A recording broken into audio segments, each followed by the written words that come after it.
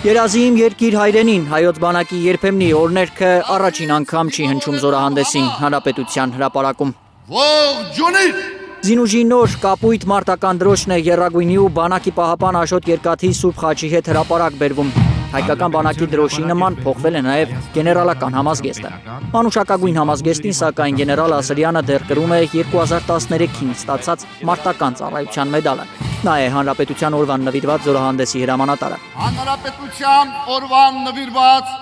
զորահանդեսին մասնակից զորքերը շարված են։ Բանակի ազգային անվտանգության ծառայության 14 ստորաբաժանում է շարված հրապարակում Սուրեն Պապիկյանը նրանց ՔՊ կուսակցության քարոզչական տեքստը հիշեցնող խոսքերով է ողջունում։ Փառք նահատակներին եւ կեցե Հայաստանի Հանրապետությունը։ Շարքերին ողջունելուց հետո Պապիկյանը Նիկոլ Փաշինյանին է զեկուցում, որ զորքերը, սպառազինությունը եւ զինտեխնիկան պատրաստ են շարանցմանը։ Հայաստանի Հանրապետության պարոն վարչապետ։ Նիկոլ Փաշինյանը նախ պնդում է առաջին զորահանդեսն է խաղաղության պայմաններում։ Շուրջ 35-ամյա հակամարտությունից հետո Հայաստանի Հանրապետության եւ Ադրբեջանի Հանրապետության միջև խաղաղություն է հաստատված։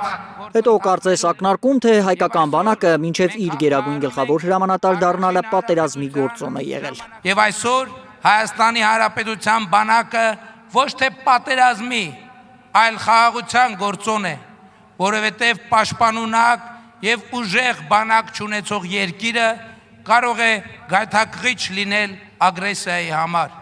Փաշինյանն ասում է ամեն ինչ նոր է այս բանակում, նույնիսկ մարտունակությունը։ Նոր հոգեբանությամբ եւ նոր մարտունակությամբ։ Հանրապետության օրը շնորհավորող Փաշինյանը հստակ սահմանում է բանակի խնդիրը, ոչ մի քայլ Հայաստանի ինքնիշխան տարածքից դուրս։ Բանակի միակ խնդիրը Հայաստանի Հանրապետության միջազգայինորեն ճանաչված ինքնիշխան տարածքի պես պաշտպանությունն է եւ մեր բանակը չպետք է կիրառվի Հայաստանի միջազգայինորեն տարածքից դուրս բացառությամբ միջազգային պայմանագրերի հիման վրա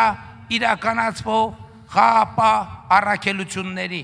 Փաշինյանը պնդում է, թե այսօր ցուցադրված զենքերը հնարավոր է եղել ձեռք բերել միայն 2022-ի հոկտեմբերի 6-ից հետո։ Այդ օրն էր Պրահայում Փաշինյանը Արցախը ճանաչել Ադրբեջանի կազմում։ Ահա միայն այս համաձայնությունից հետո